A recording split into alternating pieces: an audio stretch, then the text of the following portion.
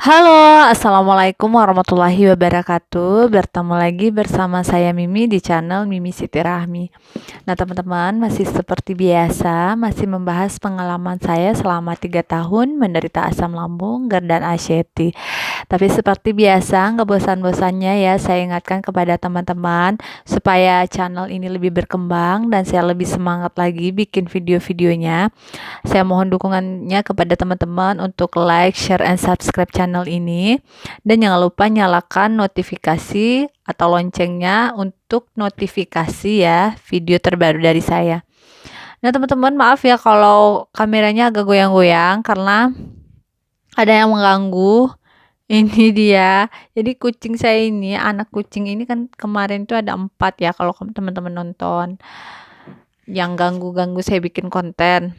Nah, jadi sekarang cuman tinggal 1 karena yang 3 itu udah mati karena cacingan. Jadi nggak tahu kalau dia cacingannya tiba-tiba tidur aja gitu ya, nggak ada semangat. Biasanya tuh kan suka ganggu-ganggu, tiba-tiba tidur dan ternyata tiba-tiba lemes, dehidrasi dan mati ya. Mungkin kalau ada teman-teman yang cat lover ya, sedikit informasi. Kalau ada beberapa dari subscriber ini yang juga cat lover, itu bisa jadi informasi untuk teman-teman ya. Kalau misalnya tiba-tiba kucingnya nggak nafsu makan, nggak bersemangat kayak biasa, itu bisa jadi kena cacingan ya. Nah, jadi kembali lagi saya ingatkan juga kepada teman-teman ya, kenapa selalu saya ingatkan di awal video hal yang sama, karena masih banyak sekali yang kadang yang bertanya di kolom komentar, yang pertanyaan itu jawabannya itu sudah sering uh, dan bahkan diulang-ulang ya jawabannya itu di video-video sebelumnya. Jadi silakan teman-teman tonton video-video saya sebelumnya gitu. Karena pembahasan tentang asam lambung ini tidak lengkap kalau di satu video aja gitu. Tips-tips untuk sembuhnya, apa yang harus dilakukan gitu banyak di video-video lain, gimana aja gitu ya. Tidak melulu soal 3P aja sih sebenarnya ya. Memang intinya 3P, tapi ada anjuran-anjuran lain yang harus kita lakukan gitu. Di antaranya ya teman-teman, kita itu seperti yang sudah saya bahas, kita itu harus mendekatkan diri kepada Allah intinya ya teman-teman. Jadi dari sisi dari segi ibadah gitu ya, harus diperbaiki dari sifat-sifat kita juga harus diperbaiki gitu. Jadi GERD dan ACT ini adalah pelajaran berharga ya bagi orang-orang yang pernah mengalaminya gitu. Jadi di samping sebenarnya ingat sensasi GERD dan ACT itu kan selalu takut akan mati. Jadi ingat mati terus ya. Sebenarnya kalau kita balikan ke agama ya, ingat mati itu sebenarnya bagus ya teman-teman ya. Kalau kita selalu ingat mati, pasti kita berusaha supaya nanti kalau ingat mati kan ingat akhirat ya, gimana kita bisa masuk surga gitu ya. Jadi kita lebih meningkatkan ibadah, lebih memperbaiki diri ya. Jadi pelajaran sih sebenarnya ya teman-teman, pelajaran bagi orang yang bisa mengambil hikmahnya gitu. Jadi segala sesuatu itu ya yang diberikan Tuhan itu tidak melulu mungkin buruk bagi kita ya, kayak kita kena sakit itu kadang merasa tidak adil, Tuhan itu tidak adil, kenapa saya diberi penyakit seperti ini. Padahal di balik semuanya kalau kita bisa melihat sisi baiknya itu sebenarnya banyak gitu. Yang seperti saya bilang tadi ya, dengan ingat mati ada niatan kita untuk memperbaiki ibadah kita, ada niatan kita untuk mendekatkan diri kepada Allah gitu, memperbaiki sikap kita gitu. Kemudian yang selama ini mungkin kurang rasa bersyukur kita kepada Allah, padahal nikmatnya sudah banyak sekali ya. Cuman kita yang pikiran kita itu, nikmat itu cuman sekedar rezeki, uang gitu ya. Padahal rasa kesehatan, bisa bernafas, bisa berjalan, bisa beraktivitas itu sudah nikmat yang luar biasa ya. Jadi banyak yang kita kejar, tapi yang diberikan Tuhan kita lupakan begitu aja gitu ya. Tidak kita syukuri gitu. Padahal ini yang wajib disyukuri itu ada, tapi kita malah mengejar terus sehingga yang sudah diberikan ke kita lupa ya teman-teman. Kemudian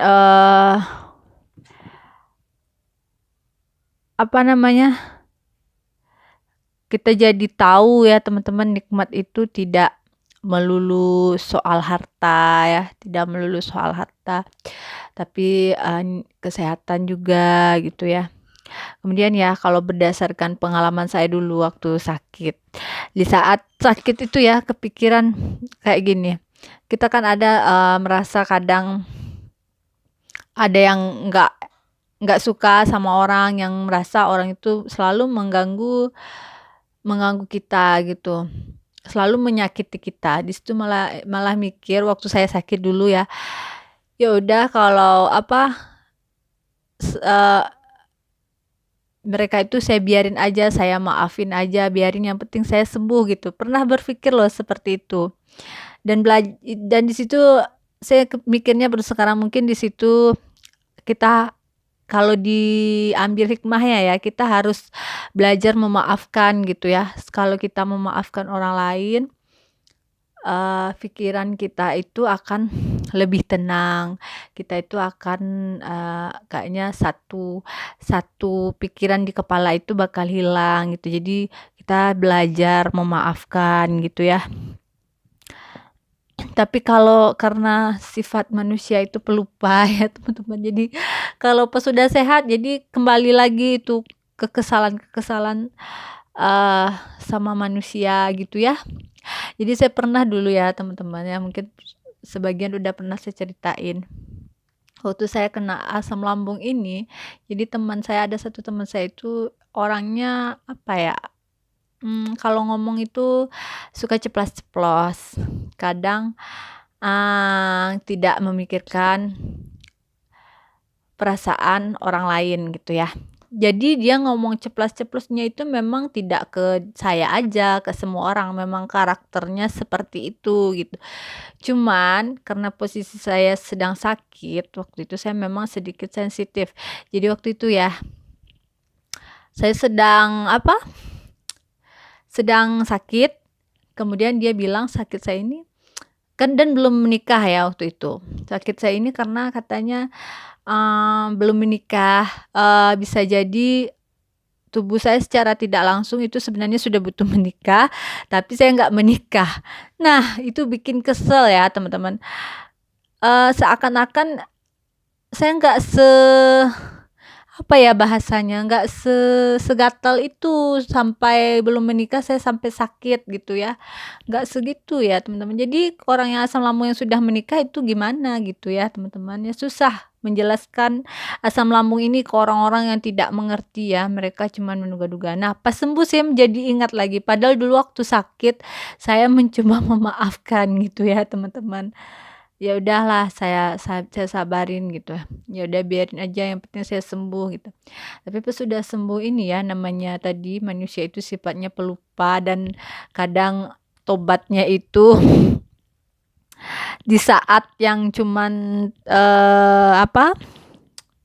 di saat yang cuman terdesak ya, pas sudah lepas itu udah balik lagi ya. Itu sih kekurangan kita ya teman-teman.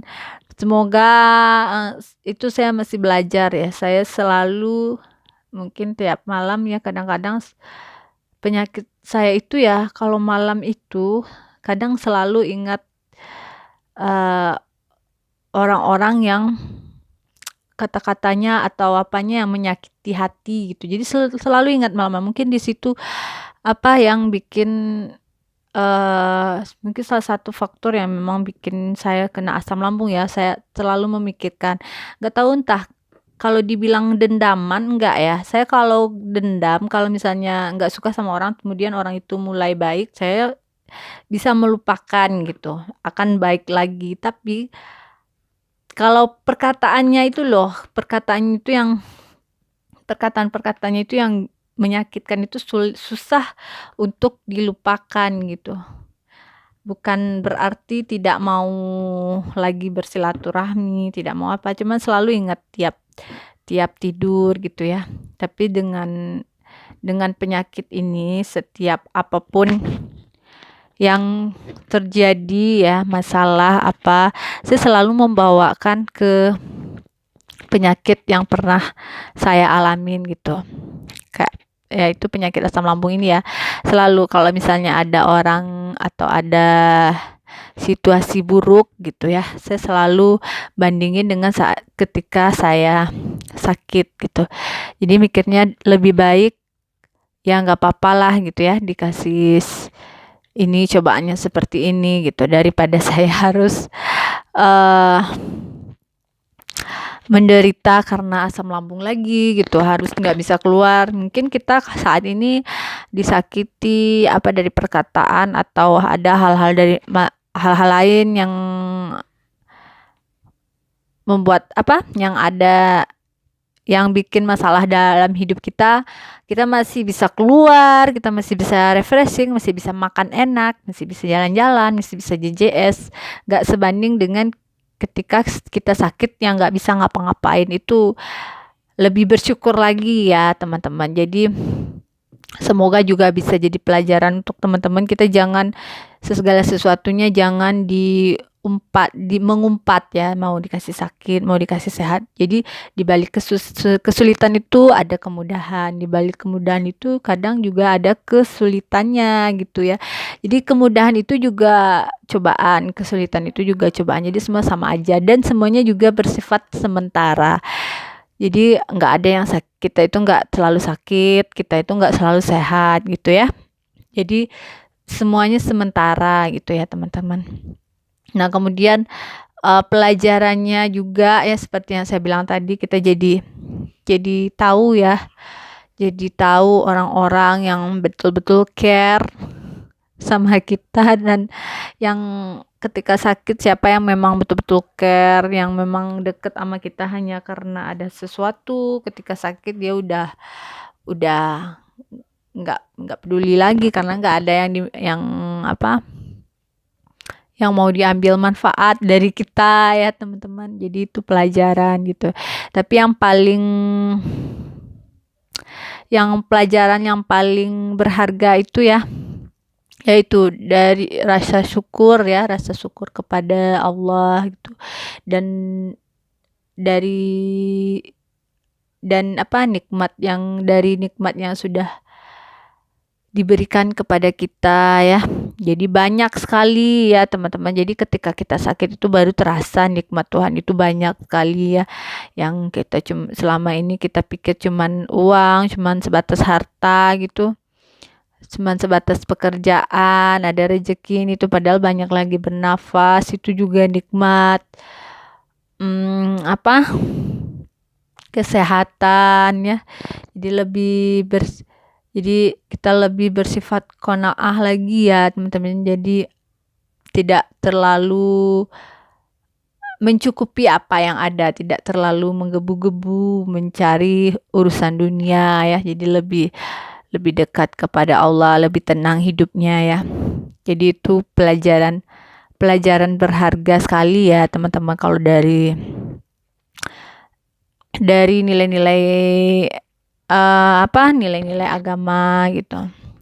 Jadi semoga teman-teman yang sedang sakit ini, kenapa saya bikin video pembahasan ini ya, kadang orang yang sakit itu mentalnya itu bisa kadang-kadang down gitu ya, karena nggak ada yang menyemangati, karena merasa tidak ada yang mensupport, tidak ada yang mendengarkan. Jadi dulu ya saya pernah kadangkala ya teman-teman, kita ini kan orang penderita asam lambung ini terlalu sensitif ya. Jadi dulu saya pernah ngeluh ya sama ibu saya gitu. Kenapa dengan berbagai macam penyakit gitu ya. Jadi ibu saya ini jawabnya gini, jangan disebut-sebut terus penyakitnya gitu. Terus saya marah ya teman-teman, padahal maksud kita itu kan orang asam lambung itu kan pengen didengar keluhannya, pengen dimengerti ya. Tapi setelah saya sembuh dan saya ingat lagi, ternyata ada benarnya juga ya. Kita memang butuh dimengerti, tapi kita harus mengurangi keluhan, mengeluh ya.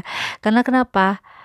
Ternyata semakin kita mengeluh ya, coba teman-teman ya, banyak sekali yang semakin kita mengeluh itu malah makin sakit ya teman-teman, makin sakit. Karena kalau dari hubungannya ya, dari pikiran kita dengan lambung, dengan ucapan kita. Jadi ucapan yang selalu kita bilang, oh saya masih sakit, saya masih itu akan terekam selalu, tinggal di otak kita ya. Nanti otak karena dipikirkan terus, malah yang terasa seperti itu. Jadi saya baru sadar ya, ternyata betul kata ibu saya ya, kalau misalnya jangan disebut terus penyakitnya, maka itu yang akan terus dirasa. Kemudian kalau ada orang yang bertanya udah sembuh belum, jadi jawabnya alhamdulillah udah ada perubahan, karena kata-kata itu adalah doa ya. Jadi jangan melulu mengeluh, walaupun memang kondisi kita itu sakit ya teman-teman, tapi usahakan mulai dari sekarang ucapkan kata-kata yang positif juga ya teman-teman ya, supaya pikiran pun juga positif gitu.